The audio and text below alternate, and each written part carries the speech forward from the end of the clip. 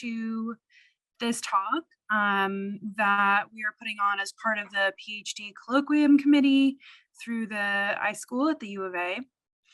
And so just give me 1 second.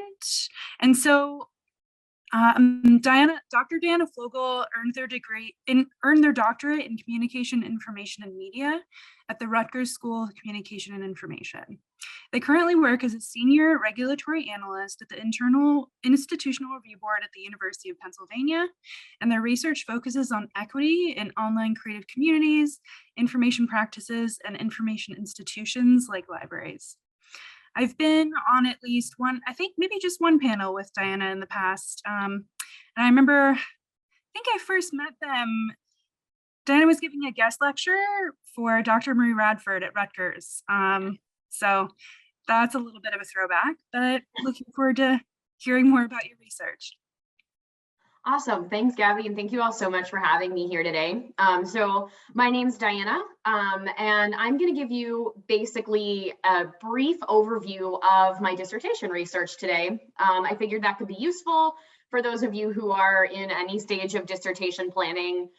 Note that this is a super truncated presentation of what is a 350-page treatise on queer online fandoms. So I'm happy to talk about anything under the queer umbrella, really. So feel free to ask questions about whatever you'd like. It doesn't just have to be about what's covered in the presentation. But let's get going and talk about this grounded theory study I did of queer created fan fiction. So as I mentioned, super long dissertation. I'm not going to talk about the whole thing here. What I'm actually going to do is just chat with you about a subset of my findings that relate to oppression and marginalization in queer fandoms online. And I'm specifically going to talk about how power intersects with social media platforms that are used in fandom. So just a brief roadmap of what we're going to chat about. I'll start with a quick review of some terms that I'll use throughout the presentation, just so we're all on the same playing field. I'll introduce the broader context of this portion of my work and explain the phenomenon of interest that informed my study, as well as the concepts that sensitized it. I'm going to give a real brief review of my method. So if you have methodological questions, they are my favorite kind. So feel free to keep them in mind and ask them. And then we'll spend the bulk of our time discussing my findings. And then finally, I'll present some broader implications of my work. So definitions, first of all, when I say queer, I'm talking about non-normative genders and/or sexualities, or those that are counter-hegemonic. So, sort of outside the cisgender, heterosexual patriarchy. When I say cisgender, I'm talking about people who are the gender they were assigned at birth. And when I say transgender, I'm referring to people who are not the gender they were assigned at birth. When I say non-binary, I'm referring to people whose genders are outside the Western gender binary of male and female. Some non-binary people consider themselves trans, some don't. And when I say cis and heteronormative, I'm talking about worldviews that frame cisgender and heterosexual perspectives as normal or the default. So now some terms specifically related to fandom.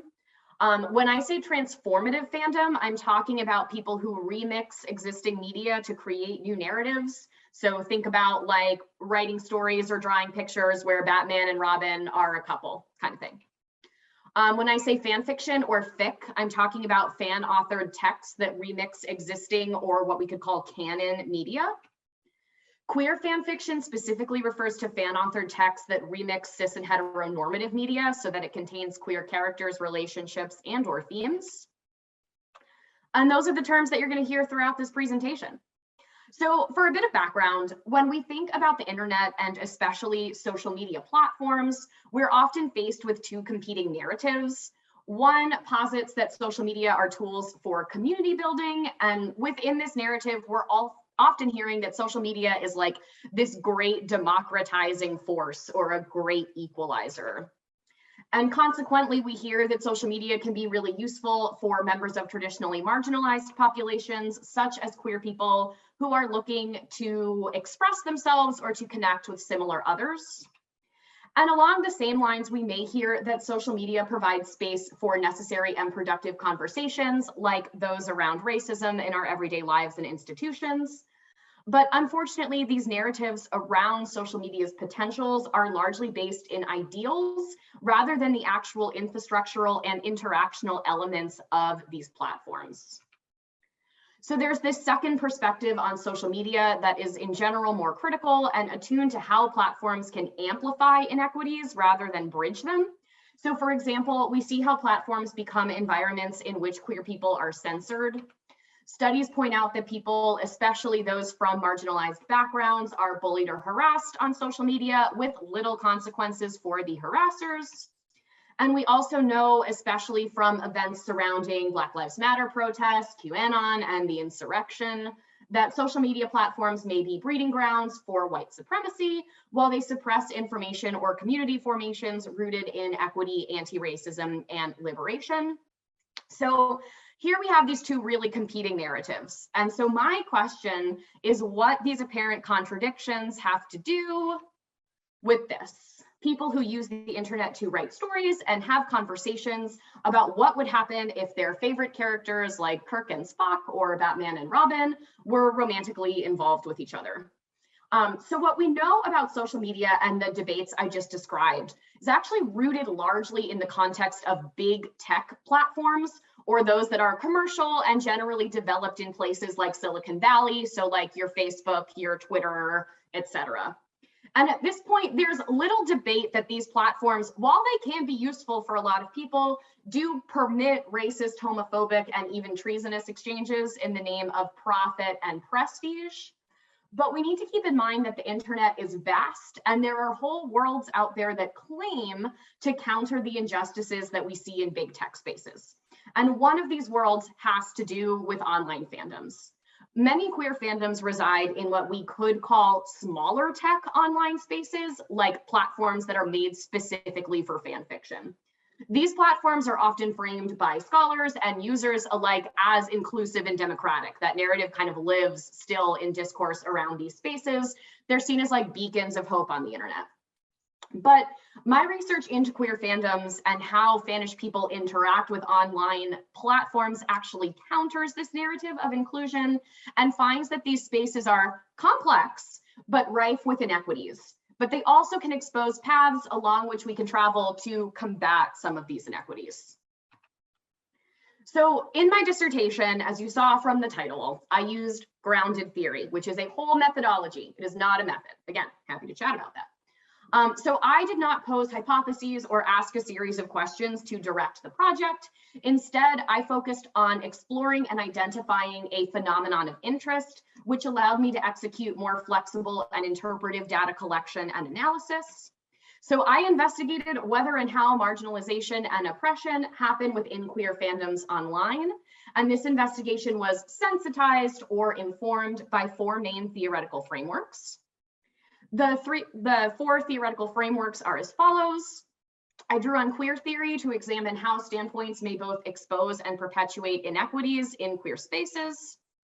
I used the matrix of domination from intersectional feminist theory to guide my analysis of overlapping constructs like gender, race, nation, and sexuality, and how they structure both institutions and everyday interactions. I also drew from information practice frameworks like information poverty, small worlds, and information worlds, which examine how information is exchanged in community settings. And I was sensitized by assemblage theory from socio-technical world, which tells us that we cannot examine people in isolation from technologies or technologies in isolation from people. Instead, we need to examine groupings or fusions of technology and people, especially if we want to understand how power dynamics operate within socio-technical systems. Methodologically, as I have mentioned, this research is a constructivist grounded theory study. That means that I specifically set out to build theory around how oppression and marginalization manifest online, using queer fandom as a context through which to develop ideas that are transferable to any number of digital environments. And I triangulated data from three sources to achieve this. I conducted semi-structured interviews with 25 queer people across 7 different countries who read and write queer fan fiction online. I conducted a content analysis of my participants' fan fiction texts, And I conducted content analyses of 5 social media platforms, features, and policy statements. I analyzed these data qualitatively using inductive analysis and the constant comparative method. So while I looked at a total of 5 platforms for this study, we're only going to talk about 2 of them today. Their Archive of Our Own, also known as AO3, which is a nonprofit, fan-created, and fan-run platform for publishing and archiving fan fiction. And Discord, a platform that was initially created for gamers, but now appeals to many types of online community, especially in our current COVID context, including fandoms, because the structure of Discord actually allows individual groups of people to create and moderate their own servers, for anyone who may be unfamiliar with the platform. In concert, my analysis of these data revealed complex socio-technically constructed inequities within queer fandom online. So while queer fandoms are not exactly recruiting people to join organizations like the Proud Boys, they are rife with inequities that manifest along intersecting racialized, gendered, sexualized, and colonialist contexts. And I developed 3 areas within fandom where these power dynamics are rendered clear. First, inequities manifest within fanfiction texts themselves, how bodies and feelings are depicted and treated within texts. Second, what we think of as queer communities within fan fiction are described by many participants, especially trans participants, participants of color, and participants living outside of the West, as exclusionary cliques. Third, racist, trans, and homophobic and nationalist harassment occurs within queer fandoms, and such processes happen in part due to elements of platform governance. So let's spend the next few minutes exploring these ideas in more detail. As I noted earlier, transformative fandom is defined by people remixing canon media into new narratives. So for my participants, reading and writing fan fiction can potentially serve 2 key purposes. First, fan fiction can help them understand, learn about, or come to terms with their bodies, especially in terms of gender and sexuality. And this is important because in the media and so many other contexts like school-based sexual education, we don't see a lot of information about or representation of queer people. So my participant Pilar says, I ended up projecting a whole lot of myself while using these characters to explore things like navigating the world while queer. And second, fanfiction serves a particularly affective or emotional role for participants. It is an emotional experience to see elements of yourself represented, sometimes for the first time or in a way that you did not imagine possible within a cis and heteronormative world. So fanfiction can provide this emotional experience, and it can also provide a type of catharsis or way to cope because of the content that it presents. So Robeson says that after her father suddenly died, the way I coped with grief was by reading fan fiction. I would escape into fan fiction. So as you can see, the potential of transformation is great, but only a particular subset of my participants, those who largely were white, cisgender, and from the United States, consistently experience positive elements of embodied and emotional transformation through fan fiction. While fanfiction texts may contain more queer representation than other media, they actually often perpetuate many long-standing problems with queer representation, namely an overrepresentation of white people, narrow or limited depictions of transgender and especially non-binary experiences, and plot lines that conform to Western narrative standards. So for example, Ronan says there are several cases of usually Black characters being whitewashed. Characters of color tend to be regulated to unhealthy tropes like they're tough and violent or over-sexualized, and voices that speak up against this, so authors' voices, tend not to be heard or listened to. Now, when participants find that few, if any, texts represent them to the extent that texts depict more traditionally privileged queer identities, they do not experience validating or cathartic feelings. Instead, as Ash explains, they feel really frustrated. And this draws attention to the idea that we cannot flatten queerness into a monolithic identity. Queerness is vast, and environments that bill themselves as inclusive of queer people may be masking significant iterations of oppression. Platform features actually exemplify why divides exist between white, cisgender, and Western participants and participants of color, trans participants, and non-Western participants. As an example, I want us to take a look at AO3's tagging system. So AO3, and I'm not going to get into super detail here, but it has this really sophisticated classification mechanism that basically has these categories of tags that the platform requires. So there are 4 types of tag required. The category, which describes the specific type of fan fiction, and most all types are named based on the presence or absence of sexual or romantic relationships. The fandom, or the fandom that someone is writing in, like Marvel or Doctor Who, etc. Relationship, or the relationships, often sexual or romantic, depicted in the story. And characters, or the characters in the story. So if you notice, these categories stress relationships, and in so doing, implicitly stress sexuality above all else. They're not attendant to how intersectionality functions in relation to sexuality. The platform mandates that relationships above other constructs like race and gender and nation be delineated. And in so doing, it ends up masking inequities related to how these constructs overlapped, co-construct each other, and are represented in fan works.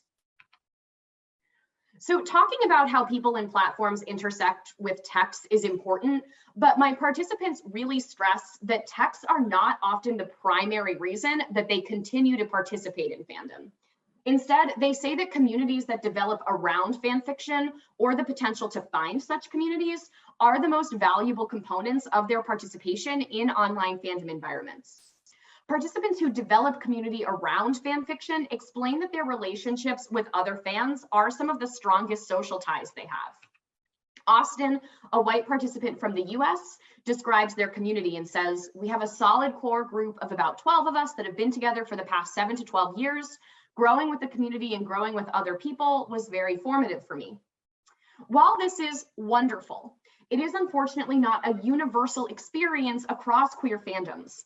Data from my participants of color and participants outside the US demonstrate that environments that seem like welcoming community spaces are in fact structured by intersections between whiteness and colonialism. So consider this perspective from Lyrical, a Black queer woman, who says, "Fandom is rotten to people of color. It's like, oh, we're a family, but not you. You know, fandom is family, but not really, because it's very cliquish and it is so very, very white."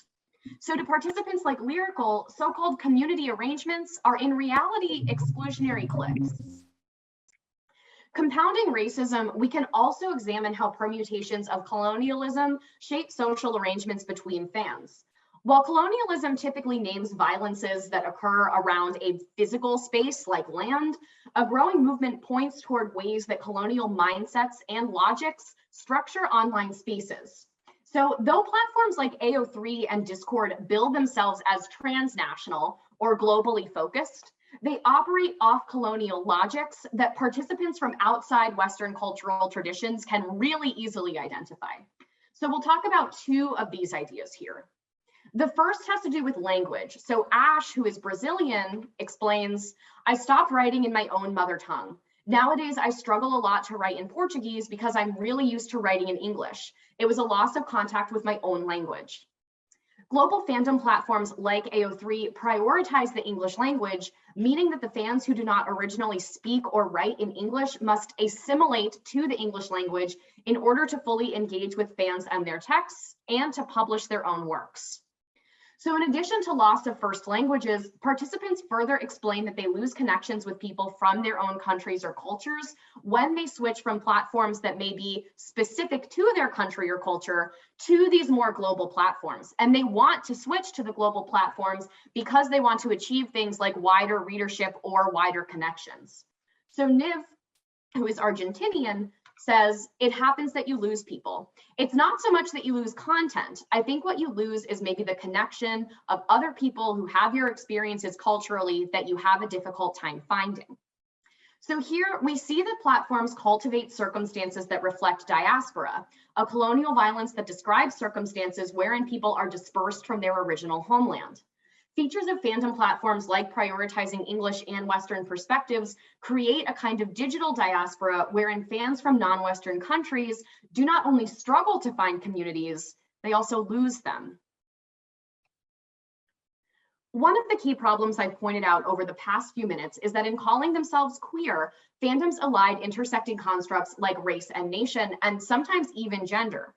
Platforms and ephemera often center sexuality, like the AO3 tags I showed you earlier.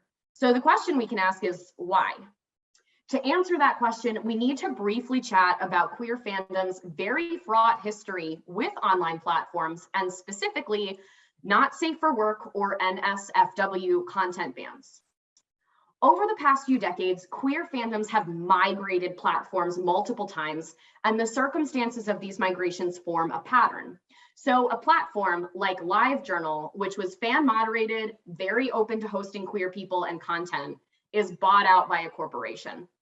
That corporation changes the moderation structure, often to one that is automated, and institutes new policies meant to appeal to quote unquote a broader audience, which really means advertisers.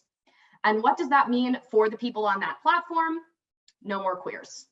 This happened with LiveJournal in 2008, after which many fans went to fanfiction.net until its content ban in 2012, after which many fans went to Tumblr until its content ban in 2018. Now, let me be clear that these content bans do not in name target queer people. They're called adult content bans or porn bans. But the problem is that in our cis and heteronormative society, queerness is inherently politicized or cast as inappropriate. So when LiveJournal, fanfiction.net, and Tumblr institute adult content bans, queer content is purged from the environment, and queer users lose their fanfiction, their accounts, and their social ties. There is no question that the purges that accompany so-called adult content bans draw attention to how non-normative genders and sexualities continue to be marginalized by myriad institutions, just baseline. But the fact that these bans specifically framed sexuality and gender as not safe for work fundamentally shapes how current fandom platforms are constructed and especially moderated. So AO3 and Discord exemplify how queer fandoms have responded to platform purges by building new fan-run and moderated systems that appear to ameliorate a lot of the damage done by content bans.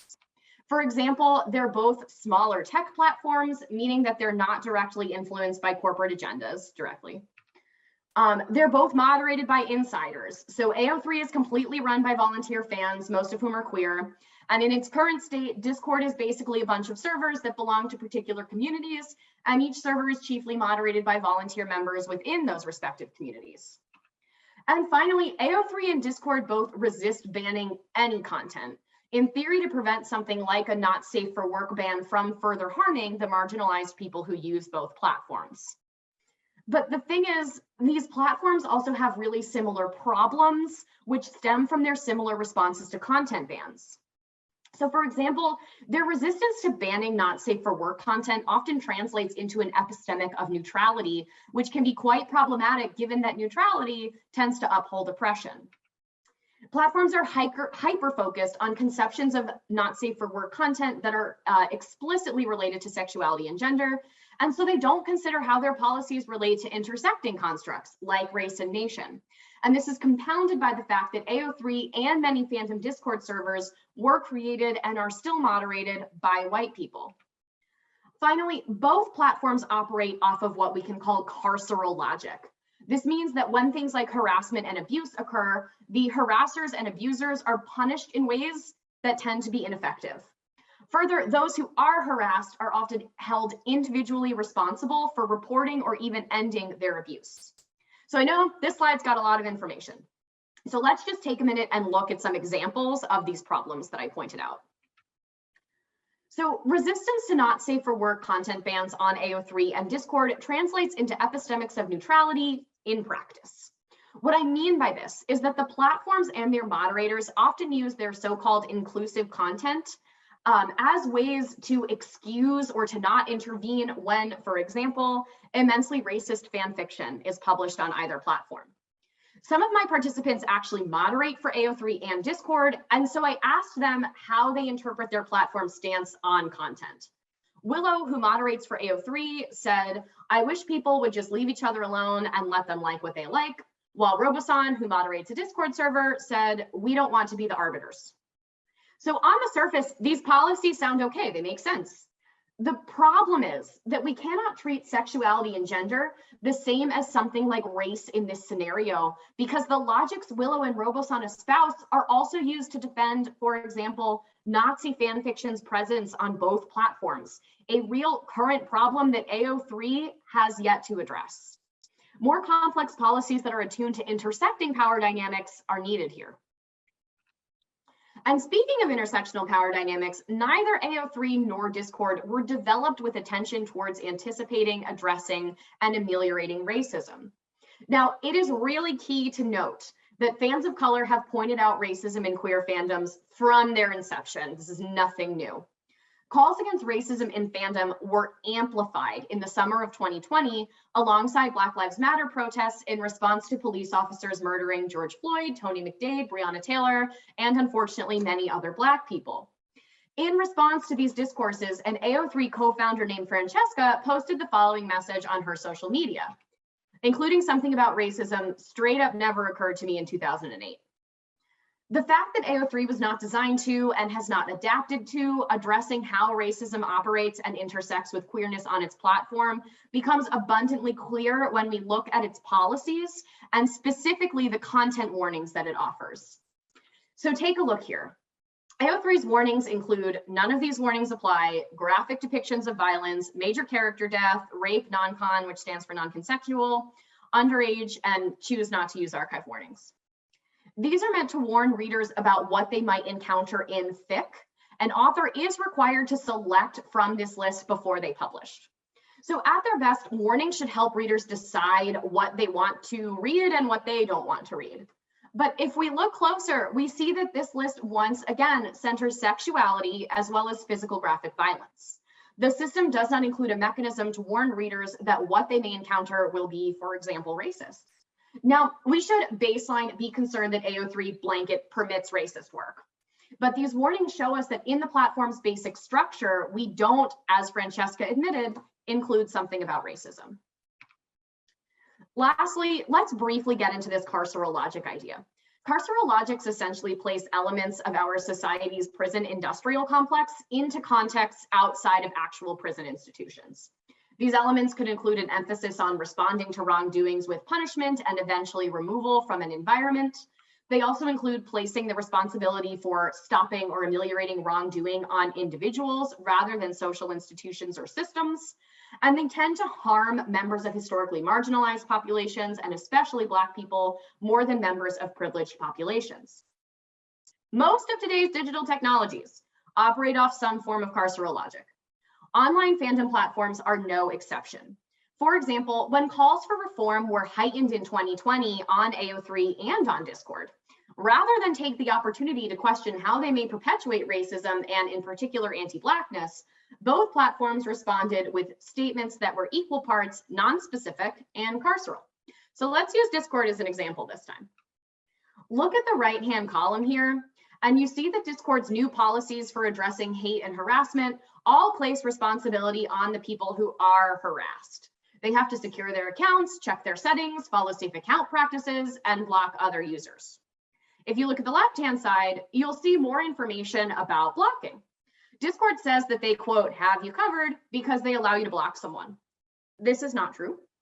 Beyond placing the burden of stopping harassment on victims, this policy is also ineffective because it does not offer any avenues along which to reform actual harassers or address structural inequities that lead to harassment. Instead, people are merely blocked. And as my participants said, this can mean that harassers will become angrier, find them on other platforms, or simply make a new account on the same platform and continue their abuses from that new account. So at present, the platform governance structures are not doing nearly enough to address injustices within their environments. Over the past few minutes, I've described how queer online fandoms demonstrate that even the most seemingly inclusive digital environments are rife with intersecting injustices that develop from inequitable groupings of people and technologies. So I want to highlight a few key implications of what we talked about. First, my work demonstrates that experiences online are not monolithic or binary. This applies to how we think about queer spaces, which are co-constructed with race and nation in addition to gender and sexuality. It also applies to how we think about platforms and their functions or potentials. spaces like AO3 and Discord can simultaneously serve as cathartic refuges and sites that perpetuate racism and colonialism. To that end, fandom demonstrates that online environments reflect intersecting structural power dynamics. By this, I mean that we cannot look at platforms like social media in a vacuum. Inequities on these platforms both reflect and reify broader and long-standing social injustices that permeate nearly all institutions and aspects of our everyday lives, whether or not we are individually aware of them. Along the same lines, we cannot think about ameliorating injustices on these platforms without thinking about how to address them in society more broadly. Small-scale policy changes at the platform level are not going to solve racism.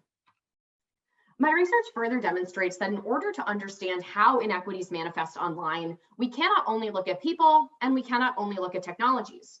We need to look at how inequities shape and are shaped by people's interactions with technology. And we can do this via long-standing ideas that exist in information science around neutrality, information literacy, critical cataloging, embodied and effective interactions with information, and more. Related methodologically, researchers should consider how to study assemblages or fusions of people and technology in order to understand the complexities that I have described throughout this presentation. Doing so should help us consider more radical and liberatory approaches to tech, wherein we work with members of marginalized populations who are the most harmed by technology's inequities and society's inequities. Here, we may want to and if deemed appropriate by the communities they are meant to serve, reconstruct technologies so that they are more just, less carceral, and attendant to intersectionality. And that's all I've got for y'all. So I am very happy to answer questions, talk about the research, talk about methods, talk about being a PhD student, anything that you want to do. You just let me know.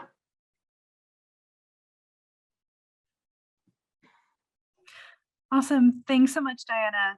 I think, oh, Selena, do you have a question? I do. Can you tell us a little more about the methodology behind the type of grounded theory you used? Was it bottom up, top down? Was it procedural, abstract? So grounded theory is a really misappropriated term in information science. And most people who do grounded theory are just doing qualitative inductive analysis, and they're not doing grounded theory.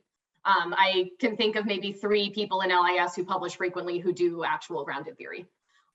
So grounded theory is a theory building methodology for which bottom up isn't like necessarily even the way that you think about it, but it is inductive. So you can have these things called sensitizing concepts, which are kind of like the grounded theory version of a literature review. But what you're not doing is like trying to replicate those sensitizing concepts. You're essentially saying that like, these are informing how I am approaching this phenomenon. So anyone who does like emic edit coding and stuff like that, that's great method, but that's not grounded theory. Same thing with any sort of top-down analysis. Now, there is a difference between classic grounded theory and constructivist grounded theory. So constructivist grounded theory is what I did here. Constructivist grounded theory essentially means that you are constantly interrogating your own role in the research through a pretty complex memo writing process. But the tenets of grounded theory are that you are conducting an inductive analysis, you are using sensitizing concepts, you're using the constant comparative method, you're conducting simultaneous data collection and analysis. So you're not having a data collection phase and an analysis phase. This is all happening at once. And you're engaging in theoretical sampling. So theoretical sampling means that you are not starting this project knowing exactly what you're going to do. You're sort of starting in 1 or 2 areas. And as you're collecting data and analyzing that data, you're deciding where you need to go next. So that's grounded theory methodology. And maybe that explanation helps to understand why I make the claim that most people in LIS who say they do grounded theory are not actually doing it. Did that answer the question? I was wondering more about, did you use more of a procedural? Did you do like a 2-step categorization process when you finished your first phase of grounded theory? Did you did you look for more of a cause and effect after going through the cycles in your beginning analysis? Yeah, like so that. Totally good questions. So the coding, this is my second cat for anyone who saw the first cat. The coding procedure in grounded theory is pretty specific. And when you're doing inductive analysis and qualitative analysis, in most cases, it's not really a cause and effect type of scenario, especially from a more constructivist perspective. If you're working in more of like a post-positivist type of framework, that's where you might see that, which is totally great and valid, but not grounded theory. So there are 3 stages of coding in grounded theory, and the key to these 3 stages is that they do not progress in a linear fashion. So you are going all over the place. It's kind of like that murder board gif. Yeah. So it's open coding, which is where you're just like, you would say that you're doing it sort of like in situ. So you're literally pulling out words and phrases from your data, and those are informing your codes. And you typically end up having codes there that are gerunded. So like lots of like ing, like active word, like reading fan fiction, writing fan fiction, that kind of thing. And then you move into focused coding. So that's where you start to group those codes into some sort of higher level themes.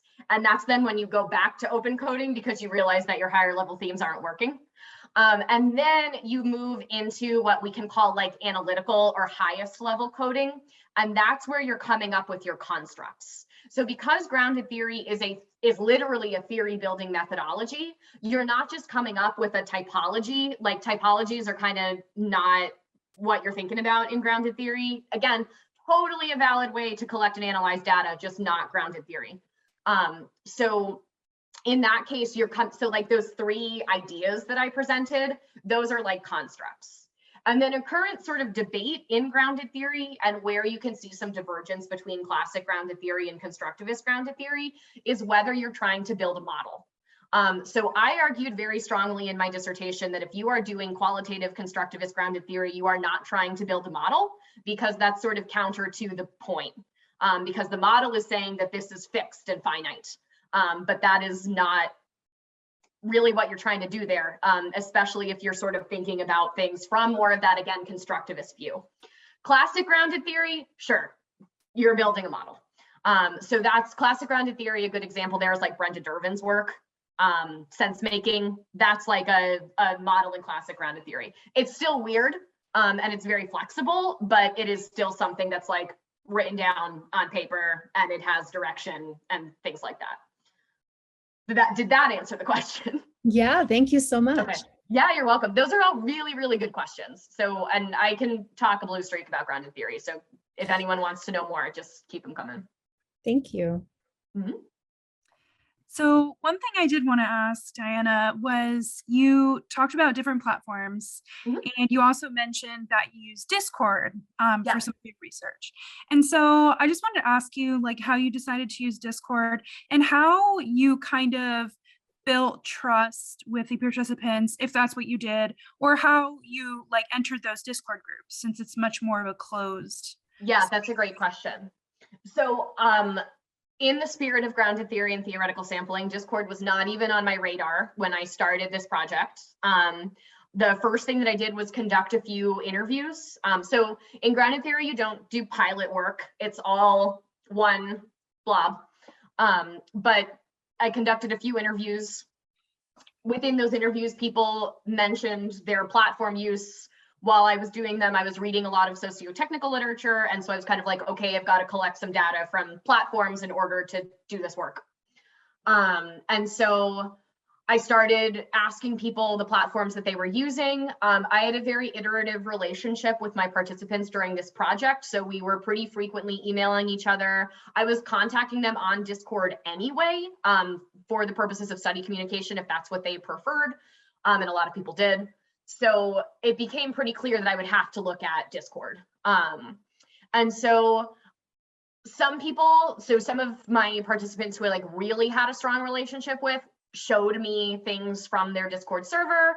I looked at their server, they introduced me like to the other people who were there, and I introduced myself and was like very transparent about what I was doing. I was not trying to be like a weird kind of creeper on the servers, not to call anyone a weird creeper, I'm sorry. Happy to talk about the ethics of social media data collections. I've got a lot of thoughts and feelings about that too. But it was really all theoretical sampling and having more of an iterative relationship with my participants. That relationship also looked like sharing my developing findings with them. So like, I didn't just send them a final write-up or say like, here's a copy of the dissertation, whatever. Like, it was very much like, here's something that I'm thinking about. Do you have thoughts about that? And I will say, that worked. Like, so I did compensate them. I had grant money to do this dissertation, which was really nice, which was good. Also, generalization, but fans are typically a very forthcoming population, and they like to talk about what they do. So it was very easy to get people to be very enthusiastic and to want to work on this and stuff like that. And I'm super grateful for that. Were I doing this again, I'm not really publishing anything right now, but were I to do this again, I would definitely offer some of them authorship if they wanted it, just because they were so involved, and that's like good practice for community engaged research. But yeah, theoretical sampling plus iterative participant interaction is how that happened. Okay, awesome, thanks. Mm-hmm. Any other questions? Or things you just want me to talk about? I have a couple questions. Yeah. Yeah, thank you, Dr. Floegel, for a great talk. And I'm so glad we got a bunch of our doctorals here to kind of gain insight. I know we've talking to a few of the folks here about methods and things like that. And so, yeah, so well, I have two questions. One is like about the process and like, how much data, the quantity of data you generated, and then sort of how long the data generation and analysis phase sort of took you. And then the second question is anyone archiving the materials that are being purged from these platforms? Great question.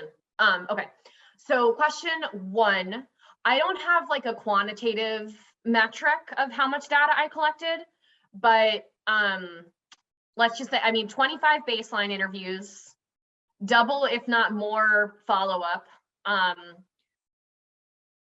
very many email and Discord communications with participants. I observed so AO3 is easier in some senses to look at than Discord because I was mostly looking at features. So I'll get to that in a second. So did that for probably a year and a half to see how policies were changing. In terms of reading fan works, I got explicit consent to do that. Fan works are publicly available online, but people are not producing them to have them quoted in research. So I felt very strongly about not just taking someone's work and using it. So I did get explicit permission from all of the FIC that I analyzed, and I asked each participant for 2 pieces of FIC, and some of them sent me more.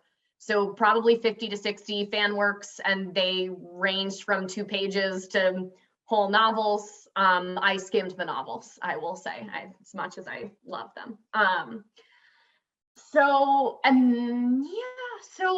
was a lot of data. It took up a lot of space on my computer. But that was about the extent of it. And then like part of the grounded theory thing and the way you can sort of like get yourself in a mental trap is that then your analysis also becomes your data because you're coding iteratively. So then, a lot of my like early codes and memos and stuff like that were data. And in constructivist grounded theory, you write 3 types of memos. So you write persona memos, which are about you. You write memos about each data collection period that you do. So like after each interview, I wrote a memo. After each time I looked at policy, I wrote a memo. And then you write analytic memos, which is where you actually start putting everything together. So that also ends up being data, and I ended up coding a lot of the memos. And so it's, again, it is the murder board GIF. So in terms of did that answer the first question? Yeah, no, that's really helpful. Okay. I think it's really good to see the time and the scale of it. And yeah, what tools would you recommend for kind of organizing that data?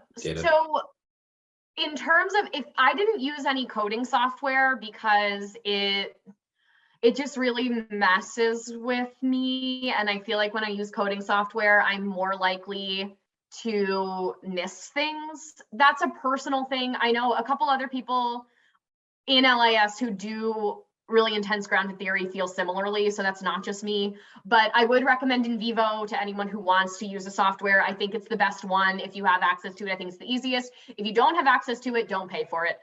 You can use Deduce, which is open source and similar. It's just a little clunkier. I used a sophisticated system of index cards, and I had very fine-tuned Microsoft Word folders on my computer. It was an extremely well, I will say, I think it was extremely well organized, but I did not input anything into any software. It all really came together in the analytic memos. And the analytic memos, the good thing about that is then those just kind of get plopped into the dissertation.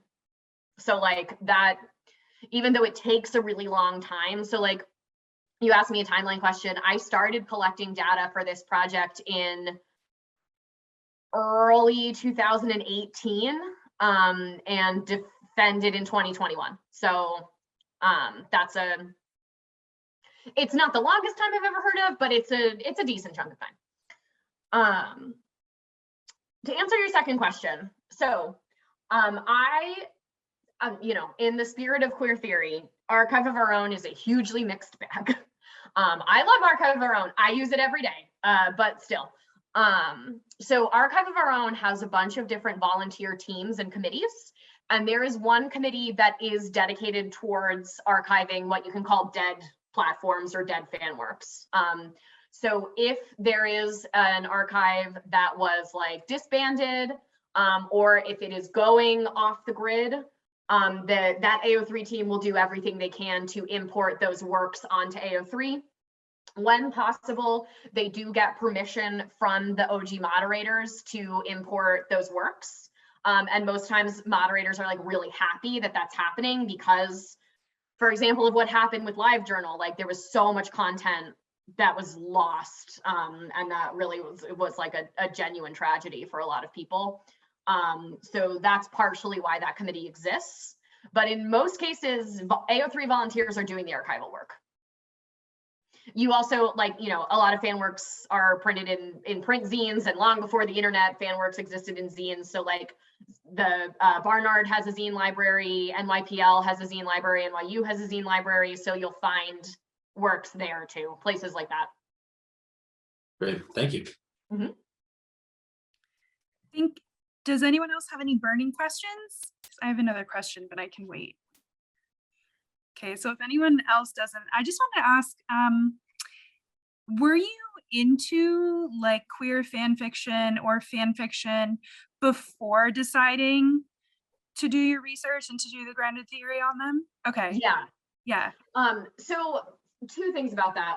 One, I strongly believe that even if you are doing a project that in name has nothing to do with your own interests, you are still in some capacity writing about yourself. Two, because grounded theory is such an inductive process, a lot of times what happens is someone is taking a context that they're already familiar with, and they are using that context as sort of a conduit through which to explore their questions or really phenomena of interest. In grounded theory, you rarely have questions. One of my biggest red flags, if someone says they did a grounded theory study and then they define like 3 research questions with sub questions, I'm like, no. So that's typically how you like the context through which you can explore your phenomenon. Part of the process, so like those memos that I mentioned, those persona memos, I started writing even before I collected data because I needed to the extent that it was possible, write down my own sort of like preconceptions of this project. And that's not because I was trying to eliminate them. All research is biased, 1 billion%. My own perceptions are part of my analysis. They are absolutely weaved throughout this dissertation and through anything that I have ever written. So like that is part of the deal, is acknowledging your positionality within your work. So I am a queer person. read a lot of fan fiction throughout my entire life. I noticed a lot of things happening. I have a lot of questions about media. So I was like, this could be the topic. Yeah, no, that's awesome. I've wanted to ask you that question. I don't know. No, I'm glad you asked. It's not come up and I haven't.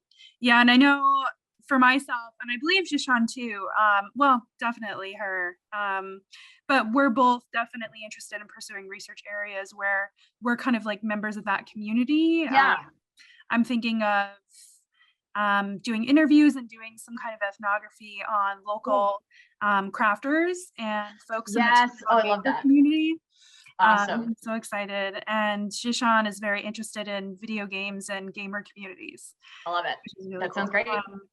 But yeah, so I just wanted to ask you about that. Yeah, that's awesome. Anybody else, questions or just things to talk about? Or you could disagree with me about something, that's also fine. One last question for you, just to help our PhD students.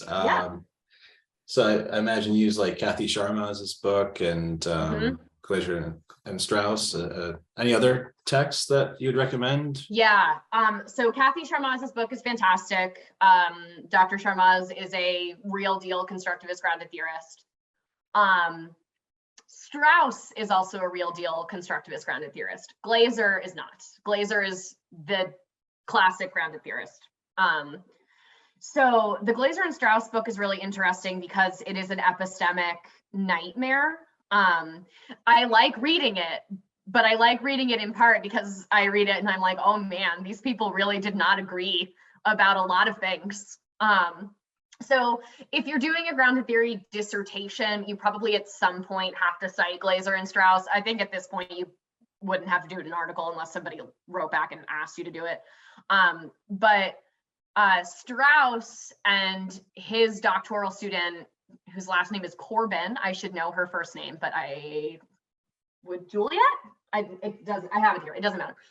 But so Strauss and Corbin / Corbin and Strauss have put out 3 or 4 editions of their grounded theory book, which is also excellent. So I would recommend the Sharma's book and the Strauss and Corbin book. If you're looking for information scientists who do grounded theory, Amelia Gibson, fantastic work.